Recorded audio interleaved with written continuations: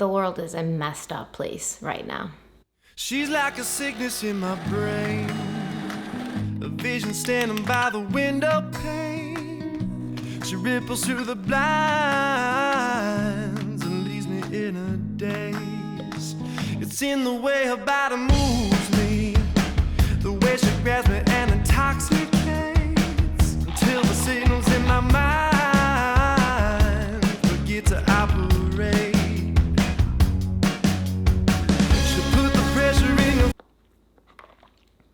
Okay, hello everybody, welcome back to my channel. If you're new here, go ahead and subscribe, and if you like the video, please go ahead and like it. I've been running into a lot of demonetization issues lately. I think almost every true crime YouTube channel has. It just seems like my videos are demonetized or put on yellow demonetization as soon as they're posted, almost as if nobody's actually even seen them, but they're just assuming that they need to be demonetized, so they are. So I really need the interaction from you guys. I need YouTube to hopefully see that people are here for it, people like it. So if you like the video, remember to hit the like button because it shows YouTube that you are digging what I put out. And hopefully that helps with the demonetization. At least it will help get me in the algorithm so that more people can see this. And especially this case, I think, needs to be seen by more people. The case that we're talking about today is one of the worst cases that I have heard of in a long time, and it's currently going on. I know I look a little bit more cash than usual. Cash means casual. I don't know if that's a thing, but it is now. But I just got back from the gym and I threw some makeup on, but there wasn't really much that I could do with my hair, so I just threw it up in a ponytail and then put a headband on. And that's why it looks like I'm about to wash my face. One thing that I do want to tell you though is these headbands are awesome. I'm gonna put them in my favorites video for June, but if you're not into favorites videos or you don't watch my favorites videos, I just wanna let you guys know if you've been looking for a bomb ass headband to wear to like the gym or to wash your face or just in general to keep your hair out of your face, because I hate when my hair is in my face. These are awesome. I'm so happy I found them. They're on Amazon. I'll put a link. It's an affiliate link, so if you use that link, you do help me out. But I'm so glad I found them. I was looking pretty much for a headband that I could use at the gym so that my hair wouldn't get disgusting while I was at the gym and I could come home and easily record without having to do much to it. And these headbands do just that. I think it came in like a 3-pack. There was gray, there was blue, there was black. This one's the blue one. They're awesome. They're not that expensive. They're wide, so they cover a lot, so I'm not getting sweaty back here or here. But anyways, if you want to check them out, they're in the description box. Let's get right into the video. On June 2nd, Cynthia Hoffman, or Cece, as she was known to friends and family, she was killed. She was shot in the head, and then her body was pushed into a river. And if that wasn't sad or devastating enough, the loss of a young life, the people who killed her were people she trusted, people she thought were her friends. Now, according to her father, Cynthia had a learning disability. She really just wanted to be accepted. She really just wanted to be liked.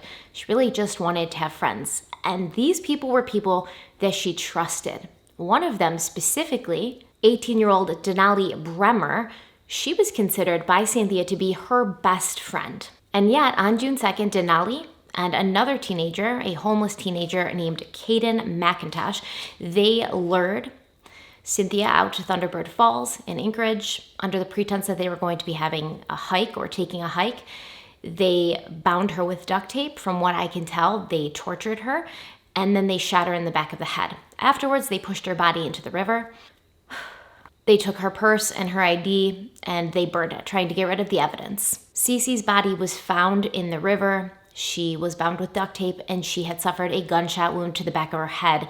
As far as the police could tell, she had not been sexually assaulted. If this doesn't sound bad enough all on its own, let's talk about what the motive for this murder was. Now, Denali had been talking for about 3 weeks to a man online, a man who claimed he was a millionaire named Tyler. He allegedly offered Denali $9 million to murder somebody and then send him video and pictures of this murder. She then enlisted the help of Caden McIntosh and a couple other kids, and I don't know exactly how many people were involved. They haven't released all the names and ages of the people involved. I suspect it's because some of these kids involved were underage, but there was more than just Denali and this Caden McIntosh kid involved in the murder or the plot to murder Cynthia Hoffman.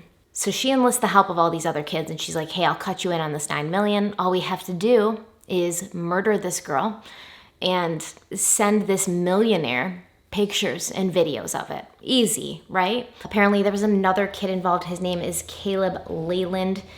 He's accused of providing the car used to carry out the murder, and he was part of the plot, and then 2 unidentified juveniles were charged as well. And who knows what their part in this whole thing was, because they're juveniles, so we can't expose them to anything. We can't release this information on them, which I think is absolutely ridiculous. If you take part in a plot to murder somebody for $9 million, you should be exposed. I don't care how old you are, because you're old enough to know better. Now, this person that Denali had been communicating with online, obviously not a millionaire named Tyler.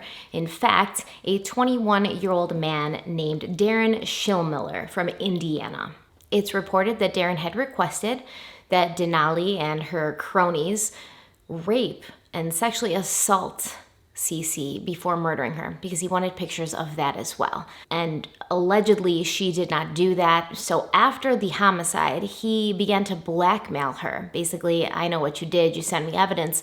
So now you're going to do other things that I want because you didn't give me what I wanted initially. Court documents say that Schillmiller directed Bremer to sexually assault an 8 or 9-year-old and a 15-year-old and send him videos of the acts, which she did.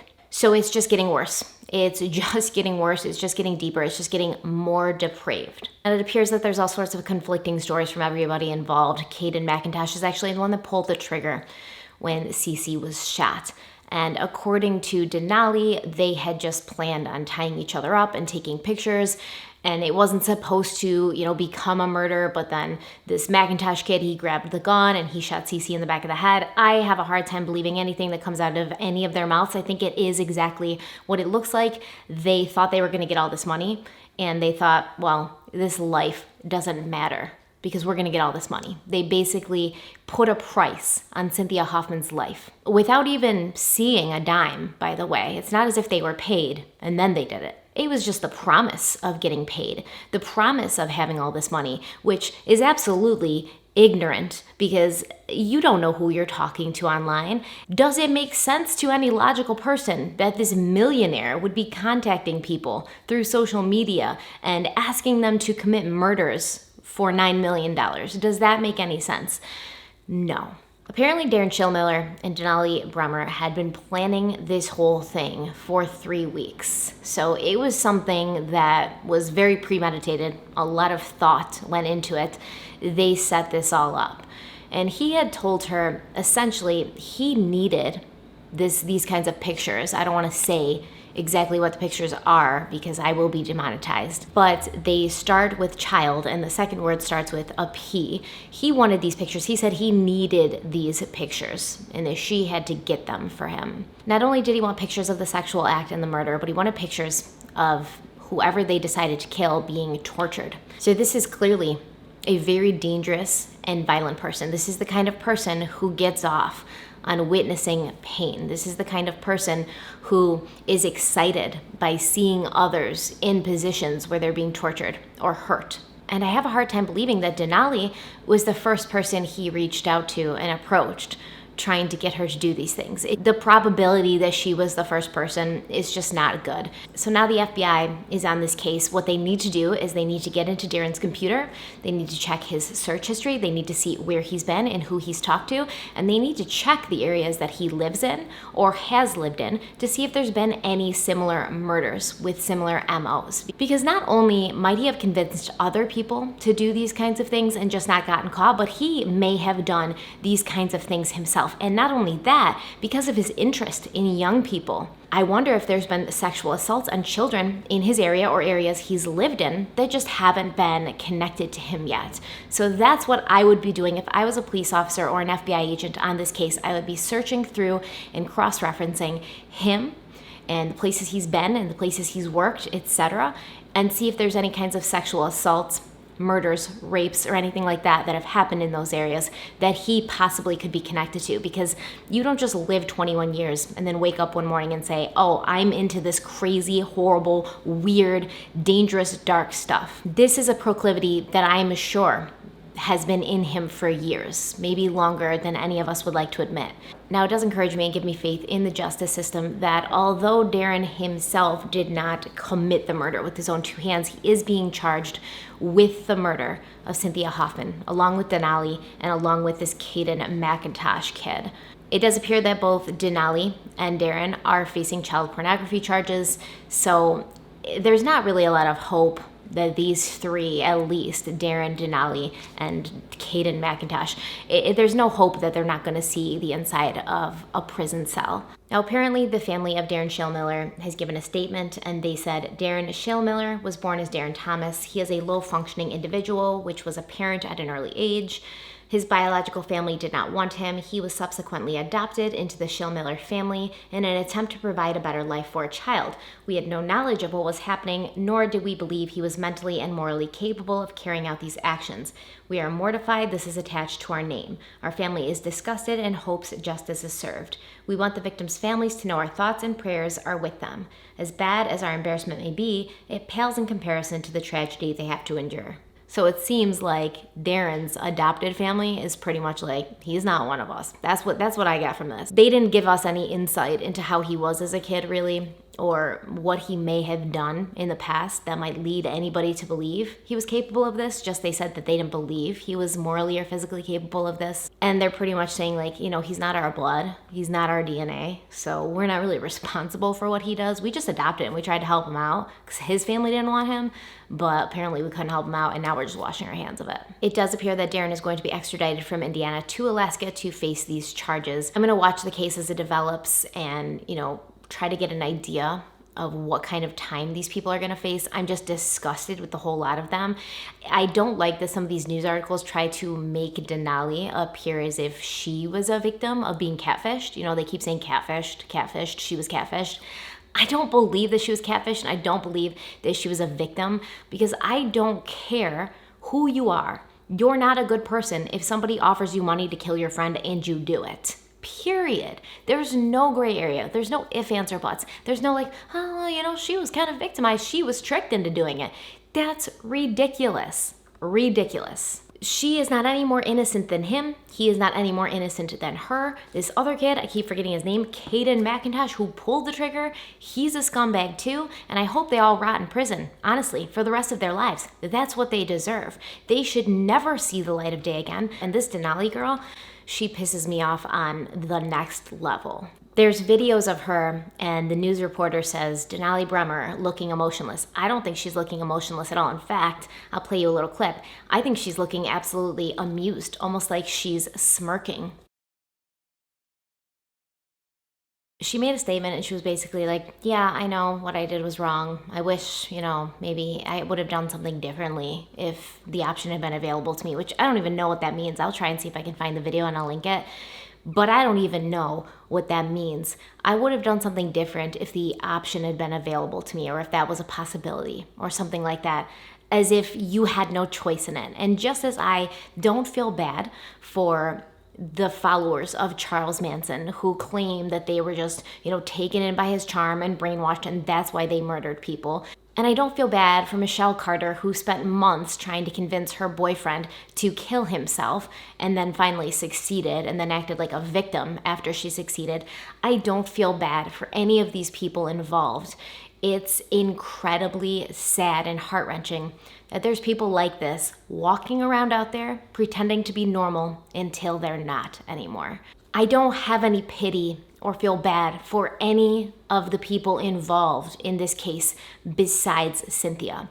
In my opinion, and excuse my language, every single one of them's an asshole, and I hope they go to prison for the rest of their lives. Not only did Denali Bremer kill her friend, but then she went on to sexually assault 2 other underage kids on the instructions of this hidden millionaire that was gonna pay her, you know, because she was being blackmailed now. The only people I feel bad for are the family of Cynthia Hoffman, who are completely devastated to have lost her from their lives. I was watching some coverage from her funeral, and I believe it was her brother, and he got up and said that they shared many birthdays together because they were born on the same day.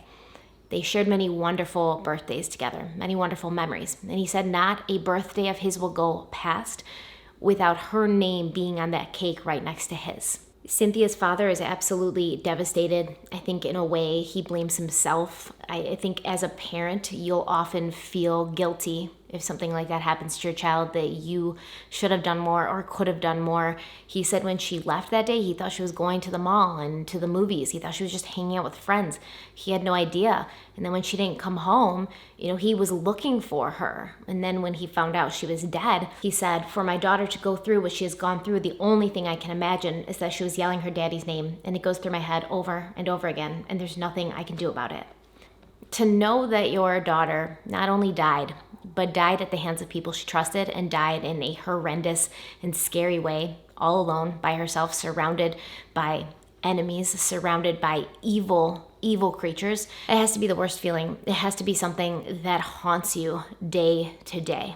And I feel just awful for the mother, the father, the brothers and sisters of Cynthia who now have to go on without her and with that thought of her in their heads. They have to think about what she went through in her last moments. They have to carry that pain and that loss and that guilt and that grief with them every single day for the rest of their lives because of these assholes, excuse my language, these assholes who literally have no moral fiber, no sense of conscience, no sense of compassion or humanness at all. These people, in my opinion, are not human. Nobody with a heart or a soul could do something like this. And like I said, that Denali girl, I don't think she feels bad about it. I don't think she feels, that she did do anything wrong, even though she says she did something wrong. It doesn't look like she feels like she did anything wrong. It doesn't appear that in the 3 weeks that she spent planning this murder, that at any point she was like, oh, what I'm doing is wrong, and I give a shit. She knew the whole time what she was doing was wrong. She knows now what she did was wrong. She knew then what she was doing was wrong. It didn't bother her then. It does not bother her now. There is no regret. When I look at this girl sitting in court with that little smirk on her face, there's no regret in her. There's no sadness. There's no grief. There's no, oh my God, how could I have done something like this? I feel horrible. She just seems like a cocky little teenager that tried to get away with something and didn't, and now she wants people to think that she feels bad about it. But don't please for a moment think that this Denali girl, Denali Bremer, she doesn't feel bad. She carries no guilt because it takes a truly depraved and evil person to do something like this. I'm sorry if anybody out there that's watching this is family or friends of this girl and you think that she's different or you think she's a nice person or a good person and this is out of her character. I disagree with you. Of course, I don't know her, but this is pretty much all I need to know about her to understand what kind of person she is, because a good person does not do something like this, period. It was 2 days from when Cynthia went missing to when they found her body in that river, 2 days that her family had to call her cell phone over and over again and not get an answer, had to worry about where she was and what had happened to her before they knew the answer. And when her body was found, her hands and feet were bound with duct tape, and there was duct tape wrapped around her head and her mouth. This was a girl who gave her all and put her heart and soul into everything she did. Even though school was tough for her, she gave it her all. And when she graduated, she went to work for her father, and she gave her all to that too. Her father said she was a daddy's girl. When she went to work for him, she was daddy's right-hand man. She went from basically not knowing anything about the job and the trade to absolutely mastering it. Her father said she did it to make him happy. She'd do anything to make him happy. That's who she was. That's the kind of person that she was. She wanted to make people happy. She wanted to make people feel good. She wanted to make people proud. I guess the one thing that Cynthia's father can feel good about was the last conversation he had with her. It was him telling her that he was proud of her, that she had achieved so much and come so far. It's believed that because of Cynthia's trusting and open-hearted nature, that she thought she was involved in a game with these other kids until it was too late and until there was no way she could escape. It breaks my heart into pieces to think about what that poor girl went through in the last moments of her life. And I know it's not a positive characteristic to feel vengeful or to want to see others suffer. But I can tell you that these people who did this to Cynthia, they deserve to suffer, because no amount of suffering that they can ever experience will amount to what she went through and what her family now has to go through. I can't find anything that they can say to justify it or to make it seem less horrific and atrocious than it is. And like I said, I know I shouldn't feel so vengeful and so angry. There's going to be people out there who are like, oh, so you're only hurting yourself to hate so much and to wish bad things to happen to them. You know, you have to forgive. I don't have to forgive. Once again, just as we've talked about with the Chris Watts case, people are always saying, you gotta forgive Chris, don't hold on to it. It's only gonna hurt you. I don't buy any of that. I don't think Cynthia's father does either, because he's going to be at every single court hearing and every single appearance that these idiots have to make in court, and he's going to make sure that Cynthia's story is heard and Cynthia's voice is heard. He's not going to let the memory of his daughter and her life be for nothing. He's going to make sure that these people see the justice that they deserve. And it's not my forgiveness to give to them. It's not his forgiveness to give to them. He should be angry. I should be angry. Every single one of you should be angry. You all should be livid that this happened to somebody in the world that we live in. Angry enough to understand that just because this happened in Alaska and it didn't happen in your state or your hometown, it could have. It could have. Because like I said, these people are walking around masquerading as normal people, masquerading as people that don't have vicious and violent and murderous thoughts in their head. All the people out there who are violent predators, at one point, people thought that they were just normal. So this could have happened in your town. This could have happened to you. This could have happened to your daughter, to your sister, to your wife. And we need to all feel, as a collective, the injustice of her life being cut short for nothing, and the vengeance, because it can be healthy. That fire, it can be healthy and it can be productive because it leads people to become warriors for social justice. It leads people to become warriors for people that no longer have a voice. All of these victims that have been taken from us long before their time, they no longer have voices. And if we just start forgiving everybody and moving on because it's healthy for us, who's going to be their voice? Who's going to speak for them? And who's going to make their life continue on in the memories of others? We have to have this anger in us because it moves us to make sure that people like this, they see a prison sentence that doesn't allow them to ever hurt anybody again. And this Darren Schillmiller guy, okay, he was a time bomb waiting to explode. It was only a matter of time before he hurt somebody himself, if he hasn't already, as I've already talked about previously. That guy's a psychopath. The kind of things that he wanted to see show you what a twisted person he was inside. So thank God he got caught in this, at least, before he could go on to kidnap some kids at a bus stop and keep them in his basement for 20 years, or murder them and bury them in his backyard. This guy's crazy. We have to be aware that there are people like this in the world, and they don't care about you, and they don't care about your family, and they don't care who loves you or who will miss you. All they care about is their own selfish needs and their own selfish desires. We need to protect ourselves and protect others. I'm going to keep an eye on this case, and I will update you as it goes along, see what kind of other stuff pops up. If you want to be updated on what's happening in the Cynthia Hoffman case, please, let me know in the comments, and I will keep you updated. It's an incredible tragedy, and my thoughts go out to her family, but I think they also need to know that there are people out there in the world who are angry about it and who aren't going to let Cynthia's story or the story of her attackers go unnoticed and just kind of fade away. And although I feel like the message that's out there right now is we need to watch what our kids are doing on the internet, I think that's less the message than you need to parent your kids better. Because my daughter, who is 17, I obviously would watch what she's doing on the internet, but I know if somebody approached her and was like, hey, I'll give you $9 million if you kill somebody, she'd be like, absolutely not. It's really not a parent your kids when they're on the internet thing. It's a parent your kids in general thing. Teach your kids the difference between right and wrong. Raise your kids with a moral compass that lets them know that killing somebody is not a good idea. That's just my opinion. Come for me or don't. I don't care. I don't blame the internet. I guess the internet does bring people together who share the same interests in good ways or bad ways. I guess the internet is responsible for connecting these two people, Denali and Schillinger, or whatever the hell his name is, Schillmiller. The internet's responsible for connecting those people, but it doesn't mean that Darren and Denali on their own, if they hadn't met, would be any less of an asshole than they were when they met. It doesn't mean that they're not bad people, and only when you mix them together do they become bad. That's not how life works. If you raise your child to know the difference between right and wrong, and to know that killing is bad, and to have some sort of compassion and sympathy and a humanness in them for other people, even if they come across a bad person who wants them to do bad things, they won't. Period. Am I gonna say period again? This is the third time. Period. All right, guys. Thank you so much for being here. Stay kind and stay beautiful, and I love you so much. Bye. She's like a sickness in my brain, a vision standing by the window pane. She ripples through the blind.